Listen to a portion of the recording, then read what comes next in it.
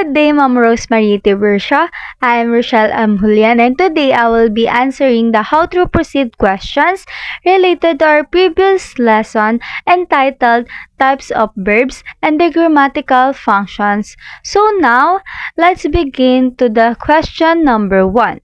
So number 1, discuss the following terms: verb, verb phrase, verb group, and predicate. So what is verb? A verb is a word that expresses an action, a state, or an occurrence.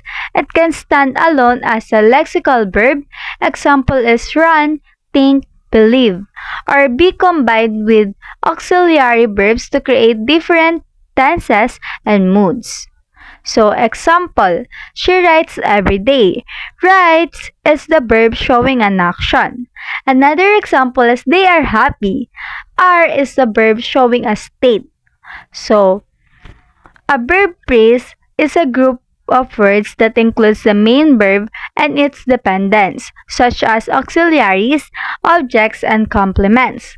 So, for example, is she has been studying for hours. The verb phrase is has been studying. Another example is they will finish the project soon. So the verb phrase is will be finished the project. So while a verb group, on the other hand, specifically refers to the verbs within a verb phrase, including auxiliaries and the lexical verb. So example is she has been reading a book. So the verb group has been reading. So another example is they were watching television or TV. So the verb group is were watching. So finally, the predicate is the part of a sentence that contains the verb and its necessary components such as objects and complements. So, example is the students completed their assignments on time. So the predicate completed their assignments on time. So another example, my brother is playing basketball in the park. So the predicate is playing basketball in the park.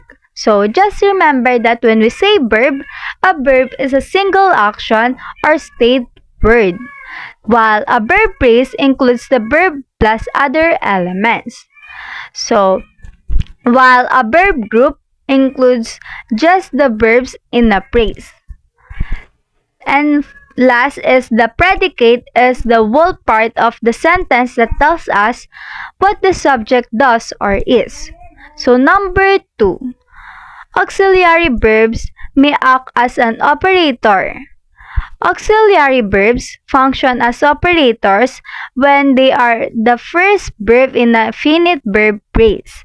This function allows them to perform key grammatical roles such as forming yes or no questions through subject-operator inversions. So for example, she can sing to can she sing? So, negating a sentence by placing not immediately after the operator. So, for example, she has finished the work. To, she has not finished the work. So, this ability to operate independently in these structures is what makes auxiliary verbs distinct from lexical verbs. So, number 3, what do you understand by the copular function of primary auxiliary verbs?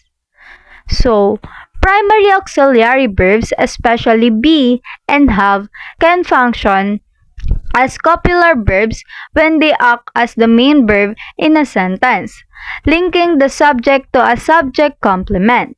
For example, she is a teacher. Here, is connects she to a teacher. So another example, he has a new car.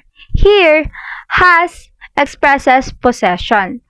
Unlike their usual auxiliary role in forming tenses, she is studying, they function as full verbs in these cases, showing a state or identity rather than an action.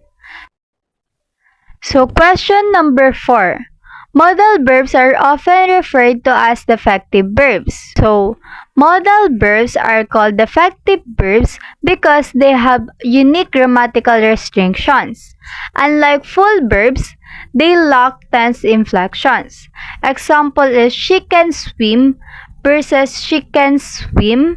So that is wrong because it's ungrammatical. Do not take the word to infinitives. So she must go versus she must to go, and that is wrong. She must go is right. So cannot function independently.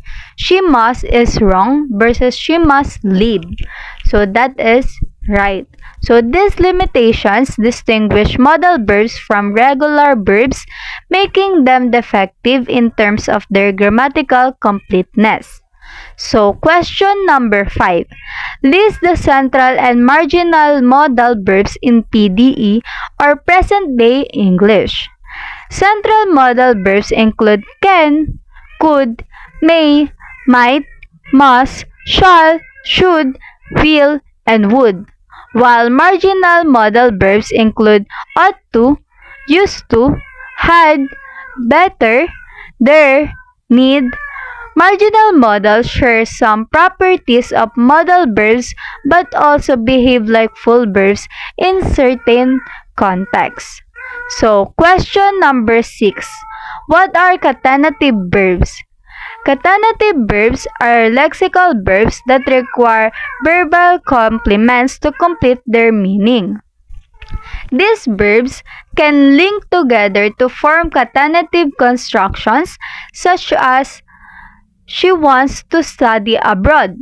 Wants is followed by to study. Another example is he kept talking during the meeting. Kept is followed by talking.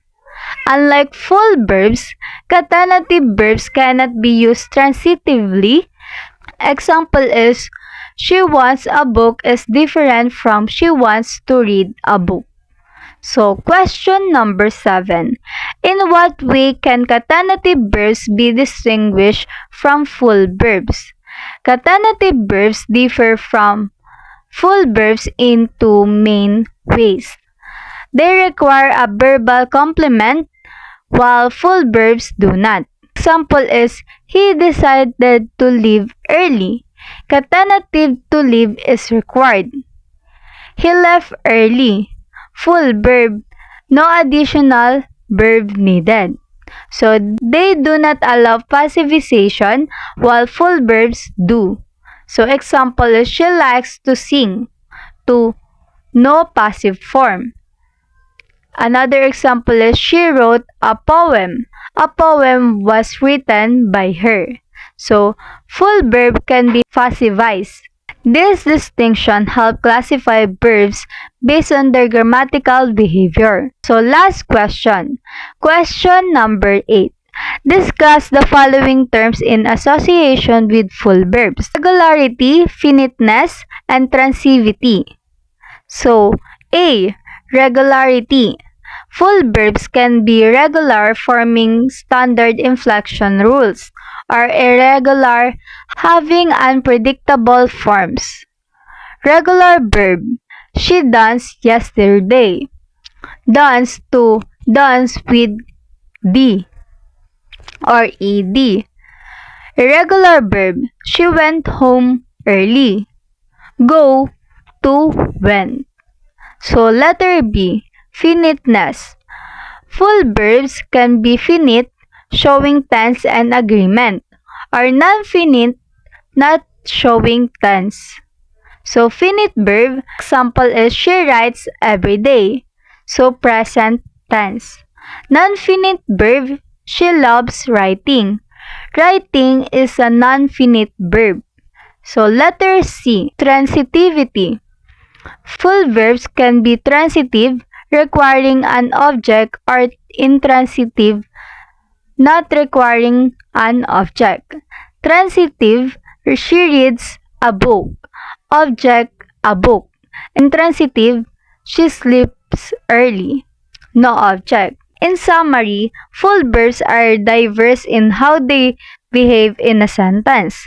They can be regular or irregular, finite or non-finite, intransitive or intransitive. Understanding this characteristic helps us use verbs correctly in different contexts. That's all for my discussion today, Ma'am Rose. Thank you for listening. I hope this clarifies the concepts related to verbs and their grammatical functions. Have a great day! Thank you for listening po.